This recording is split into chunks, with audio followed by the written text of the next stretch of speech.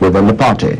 At the inauguration of its forthcoming summit National Advisory Committee in Abuja, the national president of the forum, Moniya said the group will focus on the reward system in the party.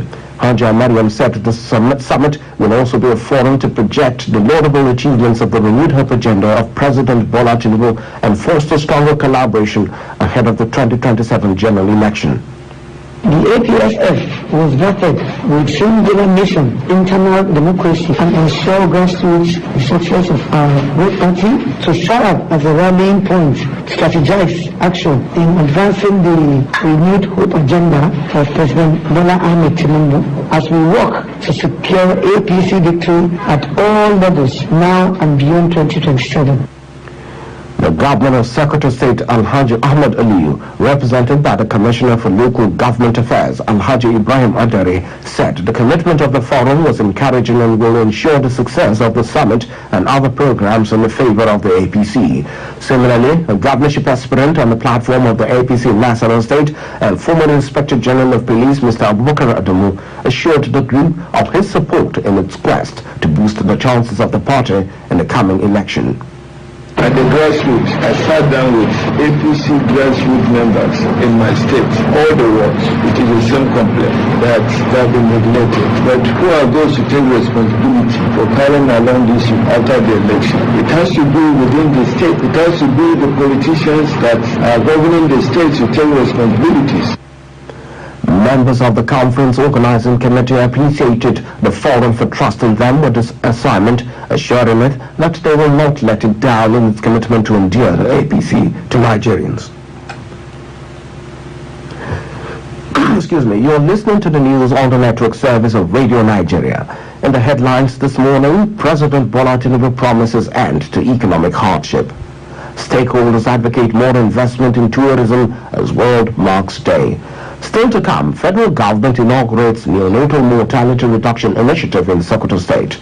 Plus, National Union of Electricity Employees suspend planned industrial action. And sports news, the commentary, cyberscape, newspaper headlines, and weather report. Please stay with us. Radio Nigeria, uplifting the people and uniting the nation.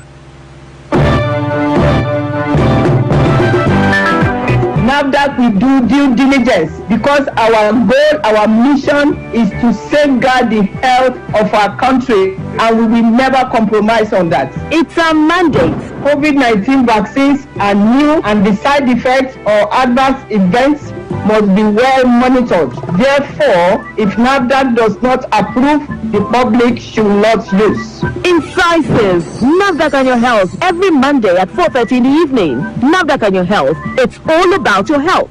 Join us every Monday, 4:30 p.m. on the network service of Radio Nigeria. Don't miss it.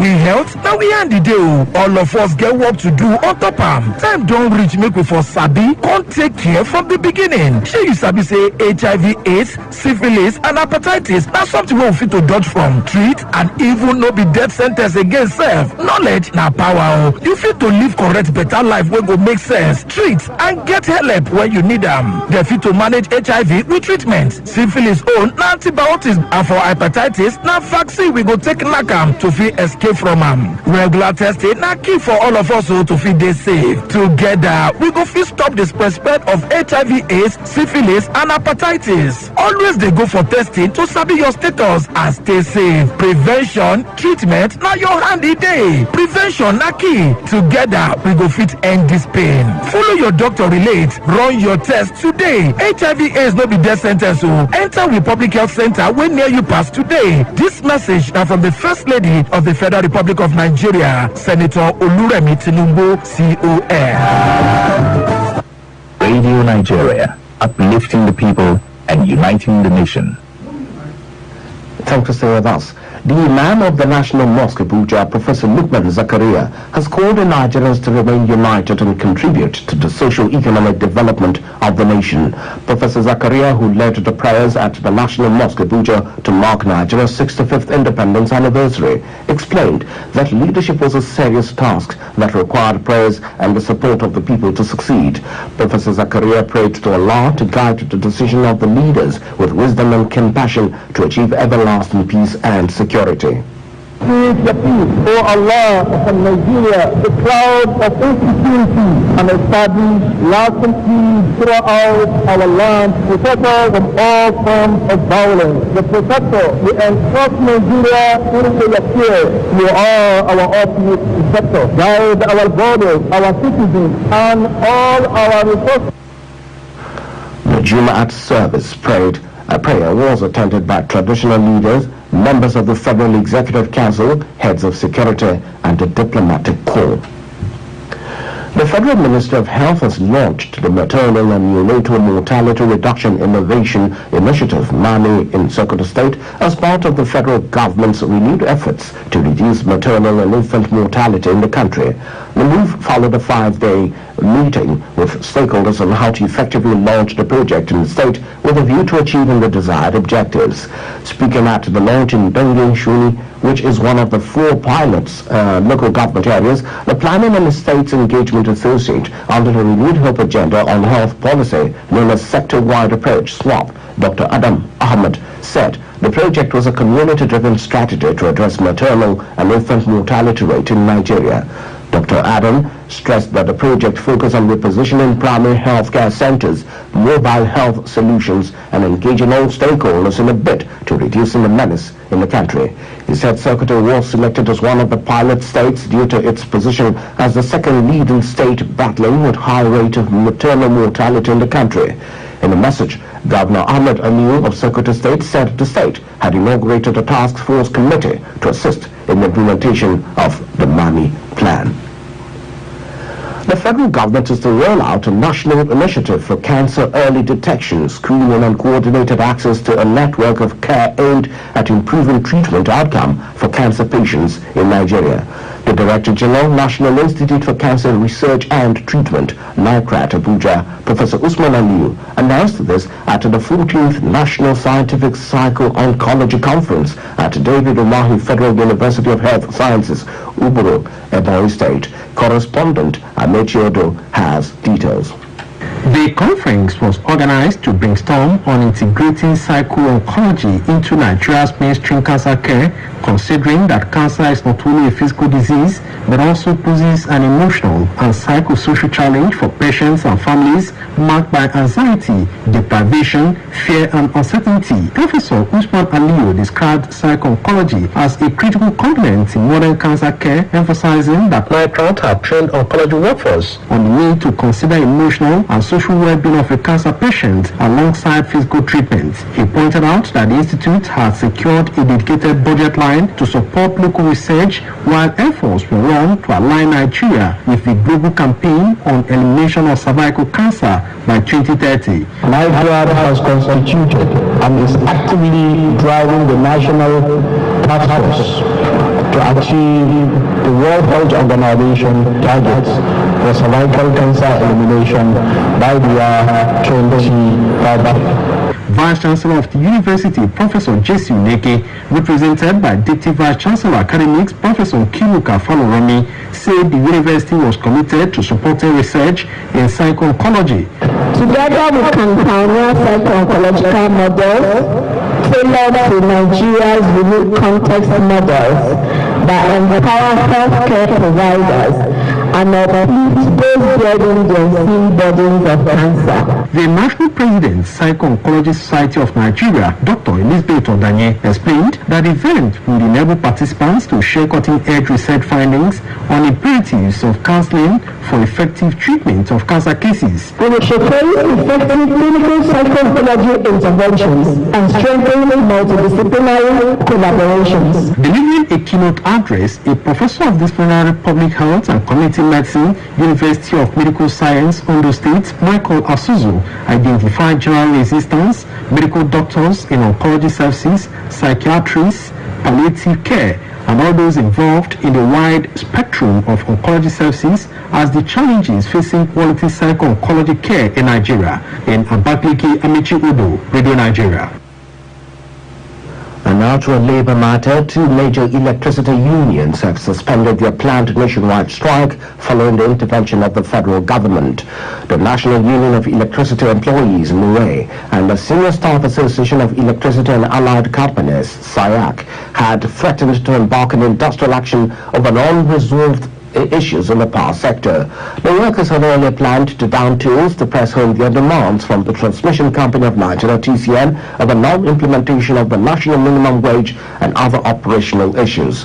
The unions decided to suspend the strike after extensive discussions with representatives of the Minister of Power, Mr. Adebayo Adelabu, and the labor unions. Among the agreements was the decision for the unions to consider the report of a standing committee between October 6th and October 7th with a view to commencing its implementation in the same month. And that takes us to entertainment news. My name is Francis Du. Great Nigerians, wherever you are, no matter how the matter be, no matter whether you're good or bad, we make thank God say we'll get one country and one Nigeria. And tune into Entertainment News Radio Nigeria. Francis Du says so.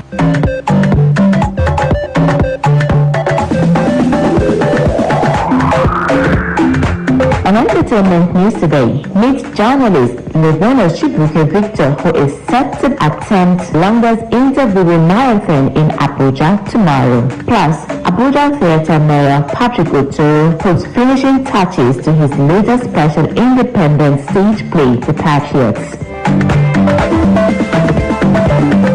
It's that time on radio where we bring you information from the entertainment industry on your favorite dial. I am Aisha Mohammed. If you're ready, let's roll. London.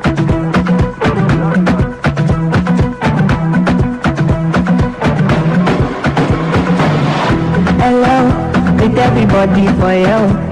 Streaming giant Spotify has released its list of top 5 female Afrobeat artists in the last 12 months, with Nigerian singer Iris Star topping the list. Spotify hailed Iris Star as a pop star of Afrobeat. Grammy-winning Nigerian singer 10 is number 2 on the list. At number 3 is American Cameroonian singer Libyanka. Malian French star Aya Nakamura took the 4th spot, while British Nigerian singer Darko completed the top 5. South African singer Tyra was surprisingly missing from the list despite winning all the major Afrobeat awards in the past 1 year. Just few days before the nation's independence anniversary on Wednesday, another Nigerian, Mr.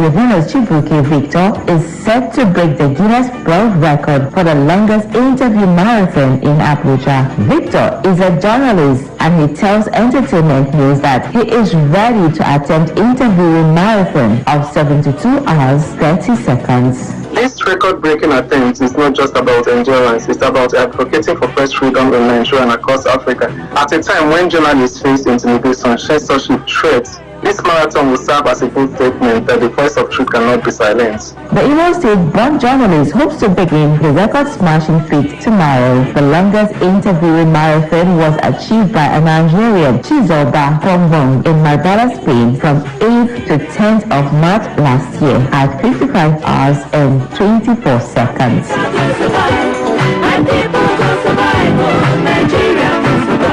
My name is Patrick Otoro. They call me Abuja Theatre Mayor. I am so proud to be a Nigerian even at this time. Times are tough, not just in Nigeria, all over the world. And as Nigeria celebrates independence anniversary, I can't be prouder to be a Nigerian. And so on this special occasion, I say, Happy Independence, Nigeria. Nollywood film producer and director Patrick Otoro is putting finishing touches to his latest special independence stage play entitled The Patriots. Patriots. Otoro, who is fondly called the Abuja Theatre Mayor, told Entertainment News what inspired his latest stage performance.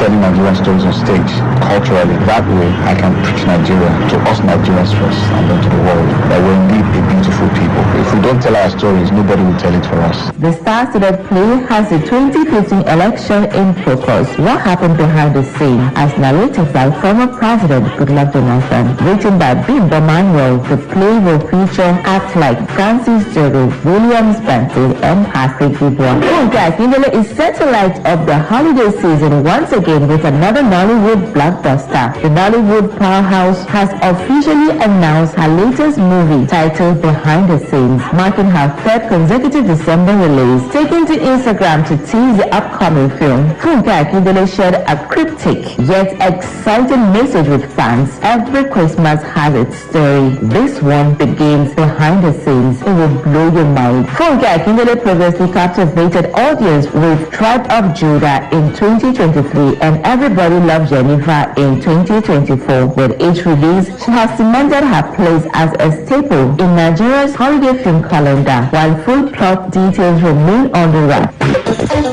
And that's a wrap on entertainment news for today. Winston Churchill says, the pessimist sees difficulty in every opportunity. The optimist sees opportunity in every difficulty. Entertainment news promises to return same time next week on your favorite dial. Until then, I remain yours, Aisha Mohammed. Do well to enjoy your weekend and please stay safe. Bye.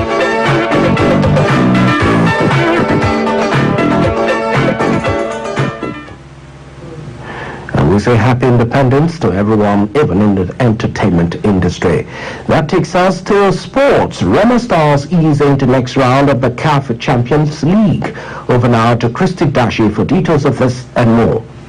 Remo Stars have advanced to the second preliminary round of the CAF Champions League. Alex Oyowa scored a 74th minute goal against US Zulumanjo of the Comoros in their second leg first preliminary round of the 2025-2026 CAF Champions League yesterday. The Sky Blues of Ikene thus triumphed 5-0 on aggregate, having convincingly won the first leg 4-0 at home. The Nigeria Premier League MPFL champions will now battle South African giants Mamelodi Sundowns in the second round. Nigeria's other representatives in the CAF Champions League, Rivers United, who played out a goalless draw away to Les Egla of the Democratic Republic of Congo, will host the return leg at the Godswill Akpabio International Stadium Uyo on Sunday. Meanwhile, in the CAF Confederations Cup, two Nigerian clubs will be in action tomorrow as Kwara United host Ashanti Kotoko of Ghana, while Abia Warriors are away to Dijoliba of Mali. The Golden Eaglets of Nigeria are set to battle Burkina Faso today in Yamoussoukro in their final Group B clash at the ongoing 2025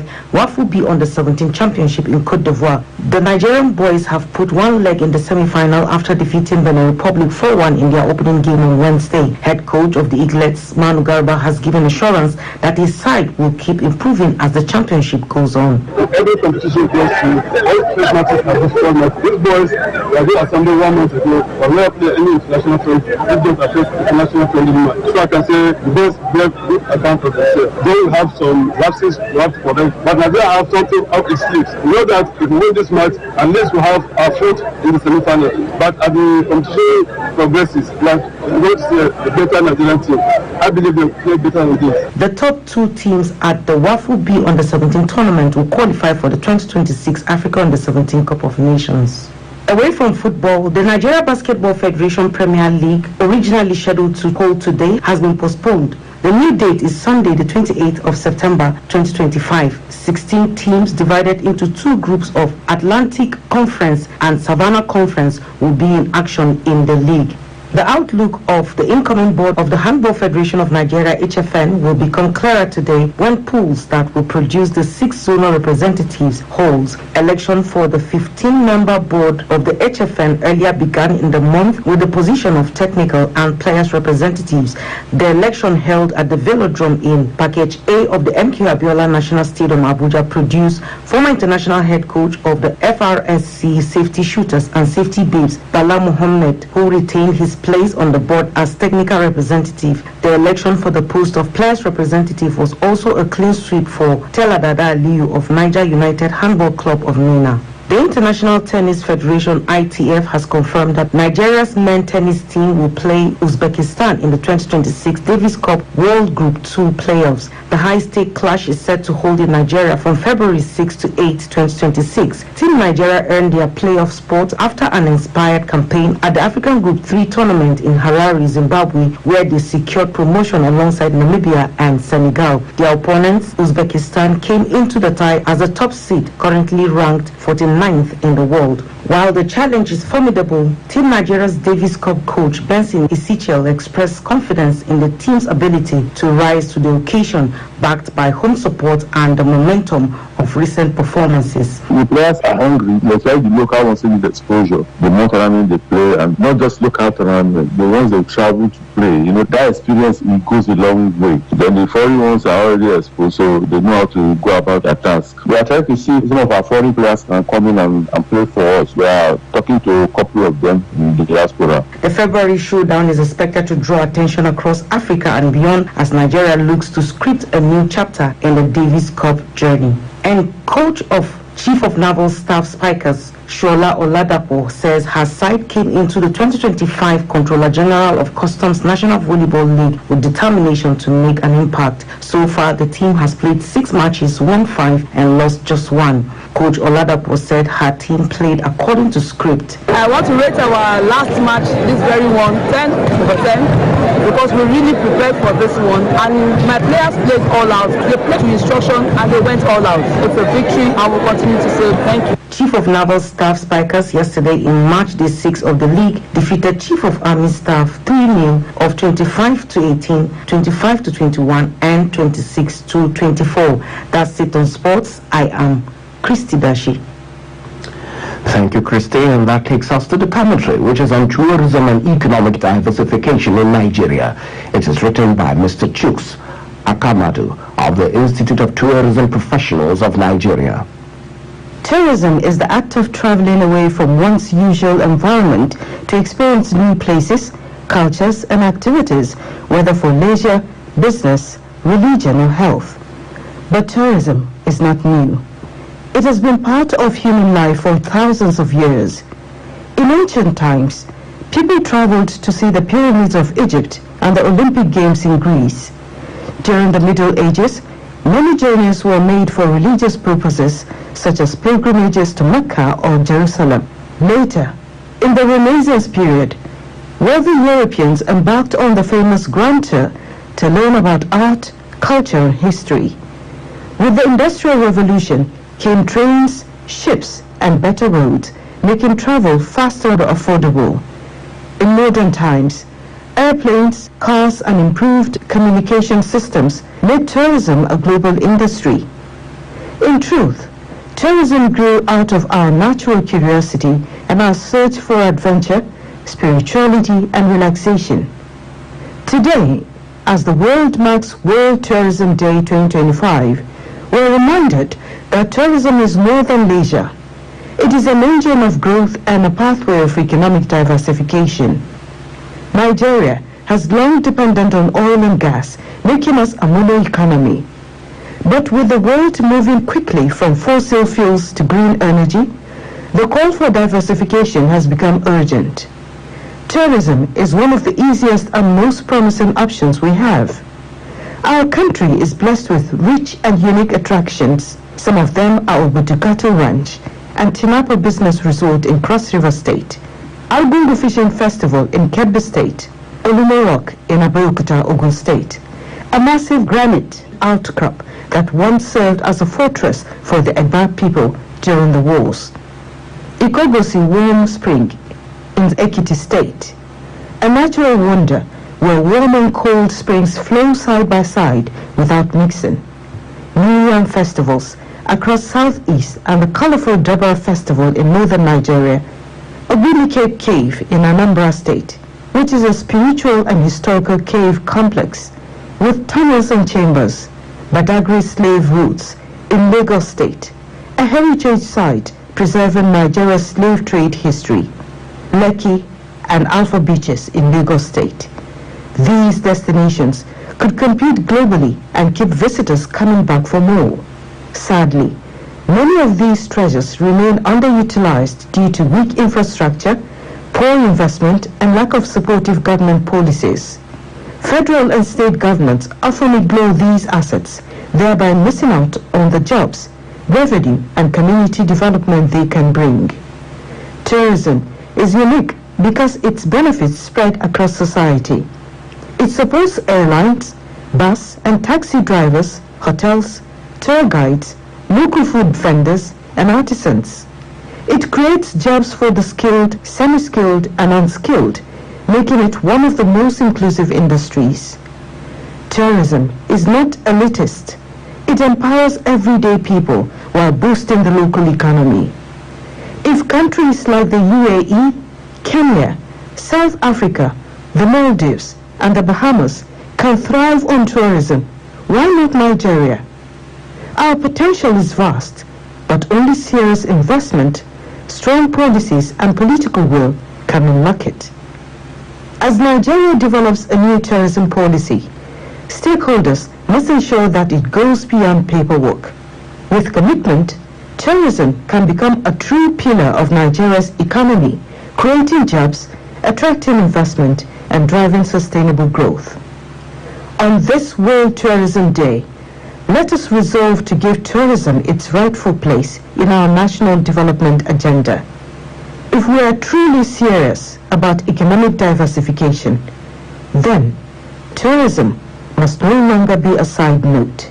It should be our next mainstay.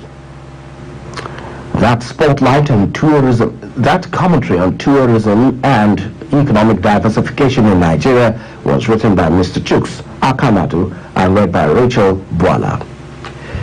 And that takes us to Cyberscope, bringing you the top trends shaping conversations across Nigeria's social media space.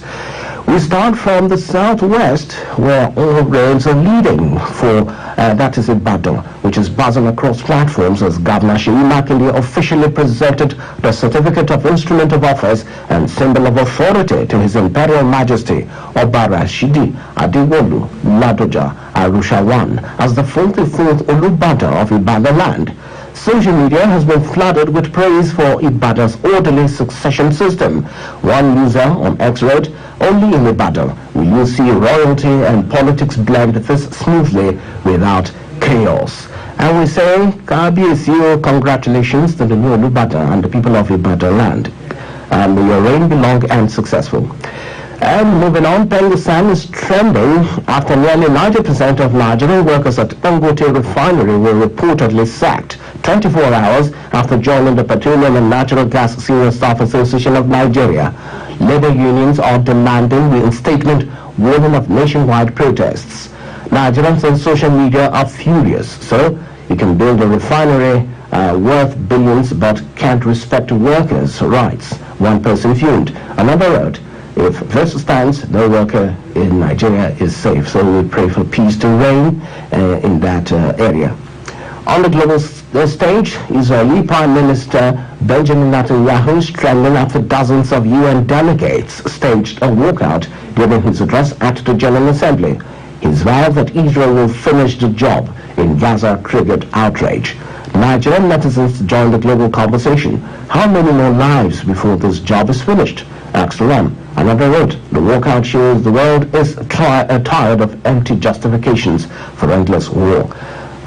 We pray that peace will continue to reign. And in entertainment, Ashake shocked fans with a brand new corporate look. The Mr. Money trainer posted photos of himself with a neat haircut and formal attire, sparking wild reactions. Ashake looks like he just got employed at the bank, one fan joked. Another teased, "From Mr. Money to Mr. Corporate, who sent you?" Meanwhile, many praised the fresh style, saying it shows his versatility. I will say congratulations to Ashake. Keep making us proud and let the man be what he wants to be. Corporate look, better for him. And that's a wrap on today's Cyberscope. Don't forget, join the conversation online. Follow at Radio Nigeria and use the hashtag Cyberscope.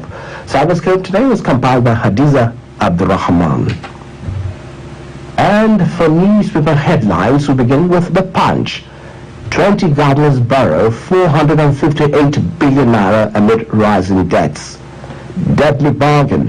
How Katsila's peace deals with terrorist robbed victims of justice. Customs exempt raw materials spare parts from 4% levy. Abuja employer bats 16-year-old with hot water. Wow, quite serious. Sacked workers, Pengerson threatens to picket Dangote refinery. The Sun features these. Dangote refinery debunks mass sack claim, says reorganization is commitment to safety workers' rights. Wiki flags of construction of 10.5 excuse me, Wiki flags of construction of 10.5 kilometer access roads to renewed Hope housing estate. Minister loads NDDC for building infrastructure in Niger Delta. Stakeholders of Providence United Banks approve banks merger. And check out these on Daily Trust. Tinubu on working visit to Lagos. Rescue mission underway as mining pits collapse in Zamfara. Guinea's Supreme Court confirms vote to change constitution. Mali PM denounces Algeria at UN over drone gramming. We also have Vanguard, which has these. Tinubu to Nigerians, your suffering has yielded progress, growth. Reign of kings not only to wear beads, acquire women, Lajida says, as he is crowned 44th Olubada. Nigeria's economy at 65, how we missed the vote. So we hope we catch it fast and make progress for our country. And that's it on newspaper headlines. For weather report, there are prospects of isolated thunderstorms with light rains over parts of Kaduna, Taraba and Adamawa states, while cloudy skies will prevail over the remaining parts of the region during the morning hours. In the central region, cloudy atmosphere with intervals of sunshine is expected with chances of thunderstorms and light rains over parts of Niger, Nasarawa and Benue states. Cloudy skies are envisaged over the southern region with prospects of light rains over parts of Abia, Ebonyi, Cross River and Akwa Ibom states during the morning hours. To end the news, the recap of our main points once again. A historic day unfolded in Ibadan as President Bola Tinubu assured Nigerians that the nation's economic challenges will soon give way to growth and prosperity, promising that his administration deeply understands the pains of the people amid ongoing reforms. President Tinubu gave the assurance while speaking at the grand coronation of former Oyo State Governor Obara Shidi Ladoja as the 44th Olubada of Ibadan land at the iconic Magbo Hall.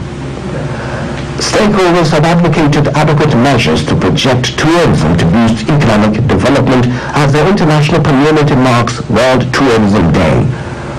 The Federal Minister of Health has launched the Maternal and Neonatal Mortality Reduction Innovation Initiative, MAMI, in Sokoto State, as part of the federal government's renewed efforts to reduce maternal and infant mortality in the country. The move followed a 5-day